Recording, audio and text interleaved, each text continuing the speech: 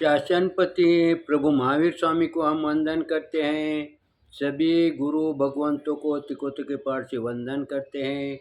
श्रद्धावान भाई और बहनों, आपके अंदर विराजित आत्मा को माजलगांव से सुभाष कोठारी का सादर प्रणाम, सादर जय जिनेन्द्र। उत्तराध्यायन सूत्र के 8वें वर्ग पर ये मेरा चौथा वीडियो है। कल हम दूसरे गाथा का चिंतन कर रहे थे। विजयी तू पुव संजोगम न सिन्नेहम कहीं च कुएजा सिन्ने ही करीम दोस्त पवोसही मुच्चई भिक्खु। गुरु भगवंतों ने दूसरे गाथा में कहा है कि जो साधु के जो पहले दीक्षा के पहले के जो स्नेह के बंध होते हैं, जो संसार में परिवार में जो बंध होते हैं स्नेह के, उसका त्याग करना चाहिए। वैसे ही गुरु भगवंतों ने कहा है कि ये हमें काम बैठता है जब हम संसार में हैं, हमारे से स्नेह के बंध नहीं टूटते, क्योंकि हम संसार के अंदर रमन कर रहे हैं। हमने संसार छोड़ा है क्या? हमने परिवार छोड़ा है क्या? इसीलिए हमारे स्नेह के बंध रहेंगे। हाँ, उसमें कमी ला सकते हैं। कमी कौन लाएगा? जो हमारे परिवार के अंदर सीनियर है, उसने इस तरफ ध्यान देना चाहिए कि मुझे स्नेह के बंध कम करना चाहिए। मुझे जो रोज के रूटीन के व्यवहार है उसमें से मुझे दूर होना चाहिए। ये बच्चे आपसे नहीं कहेंगे, तुम्हें स्वयं ने सोचना चाहिए। ये गुरु भगवंतों ने यहाँ समझाया है। जैसे गुरु भगवान दीक्षा लेते हैं, उसी के पश्चात ही आज दीक्षा ली, कल वो स्नेह से छूट गए क्या? नहीं छूटे, लेकिन उनके धारणा ये निश्चित हो जाती है, उनका मनोबल ये निश्चित हो जाता है, अब मेरा कोई परिवार नहीं, मेरा कोई संसार नहीं, मेरा कोई स्नेह संबंध नहीं है। ये धारणा करके उन्हें अपने जीवन जीना चाहिए। लेकिन वही गुरु भगवंत कहते हैं कि हमारा अनुकरण आप नहीं कर सकते, क्योंकि आप संसार के अंदर हो। आपका संसार अभी बाकी है। आप परिवार के अंदर हो, आपने परिवार छोड़ा नहीं है। तो यहाँ पर ये गाथा हमें व्यवहार में जो शांति चाहिए, स्थिरता चाहिए, वो कैसे प्राप्त होगी? देखो, गुरु भगवंतों ने ये 2 लाइन में समझा दिया है। जैसे संत ने दीक्षा लेने के पश्चात स्नेह कम करते करते छोड़ दिया है, वैसे ही परिवार के अंदर जो सीनियर हैं, उन्होंने अपना स्नेह कम करते रहना चाहिए। अगर वो इस तरह से चलेंगे तो उनके परिवार अशांत होगा क्या? देखो, हम गुरु भगवान हर चीज सूत्र के अंदर, शास्त्र के अंदर विश्लेषण नहीं कर सकते हैं, लेकिन हमें अनुमान प्रमाण से वो सिद्ध करना पड़ती है। इसीलिए गुरु भगवंतों ने कहा कि जैसे जैसे तुम संसार से निवृत्त हो जाओगे, जवाबदारी से निवृत्त हो जाओगे, तब सिर्फ जवाबदारी छोड़ दी, इससे नहीं काम चलेगा, ये बाह्य हो गया। लेकिन आंतरिक जवाबदारी यानी स्नेह, आंतरिक जो प्रेम है परिवार के तरफ, उसमें कमी लाना पड़ेगी। इसका लाभ काम होता है जब कोई 2 परिवार के अंदर कोई कलह निर्माण होना स्वाभाविक है।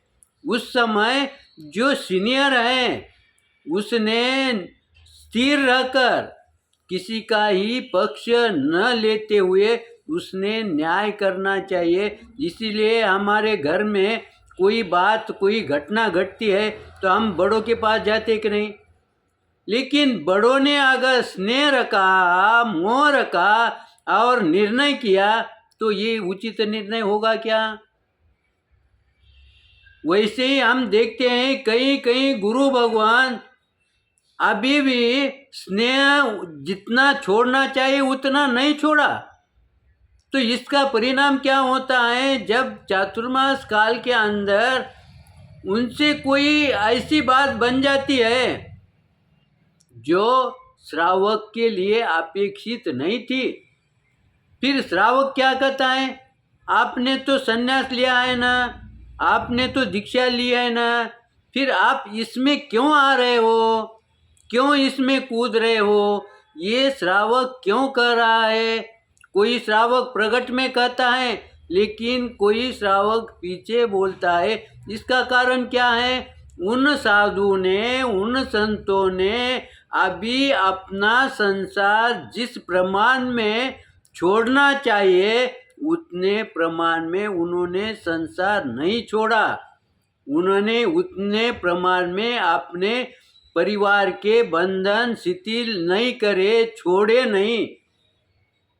तो इसीलिए हमें गुरु भगवंतों का जो भी प्रसंग आता है तनाव का, अगर वहाँ पर हमने चिंतन करे तो उसके मूल में क्या बात उभर कर आएगी कि उन्होंने आपसी प्रेम के कारण।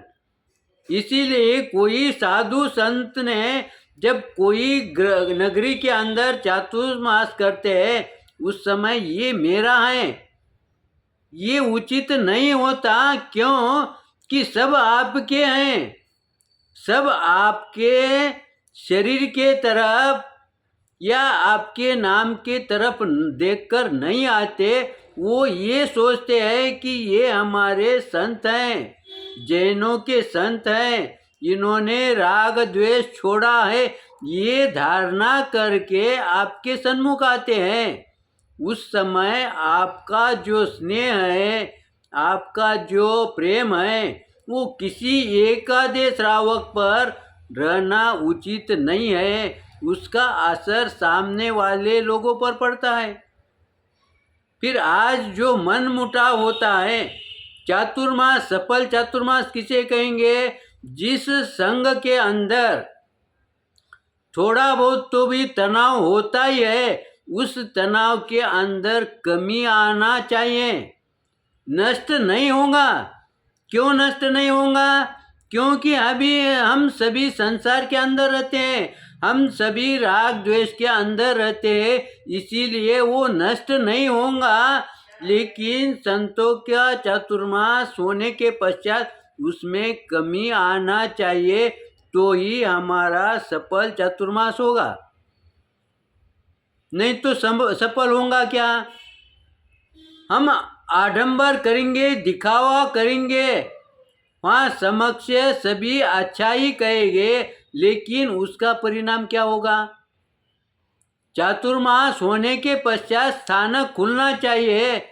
आज चातुर्मास होने के पश्चात स्थानक खुलता है क्या। मान लो हम कोई हॉस्पिटल में अगर एडमिट हो गए, अगर सलाइन चढ़ा दिया हमें, तो जैसे ही सलाइन की बॉटल पूर्ण होती है उस समय हमें अच्छा महसूस होता है कि नहीं। 2 घंटे 4 घंटे के लिए अच्छा महसूस होता है कि नहीं। वैसा ही चातुर्मास पूरा होते के साथ 4 महीने का जो असर है वो कम से कम 4 दिन 8 दिन तो टिकना चाहिए ना। अगर वो नहीं टिका तो फिर हमारा चातुर्मास सफल हुआ क्या। फिर ये कहाँ गलती हो रही है, इसका चिंतन कौन करेगा। इसका चिंतन सीनियर श्रावक या साधु संत नहीं करेंगे तो कौन करेंगे। जो वो अपना कर्तव्य क्या है, मेरा कर्तव्य क्या है, उस हिसाब से उसने चलना चाहिए, तो इसमें से वो कमी आएगी। इसीलिए हमारा उम्र के समय देखते हुए या हमारे साधना को देखते हुए हमारे कषाय के अंदर प्रति समय कमी आना चाहिए।